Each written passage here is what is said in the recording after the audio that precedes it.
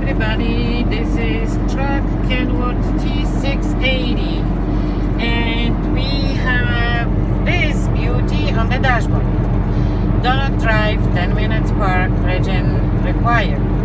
I didn't know how to do it, and information, it is quite confusing because the actual button here, this little baby, it doesn't give you special lights for the action.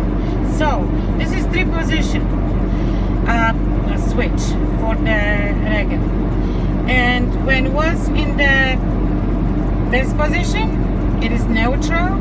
To do it manually, you have to press down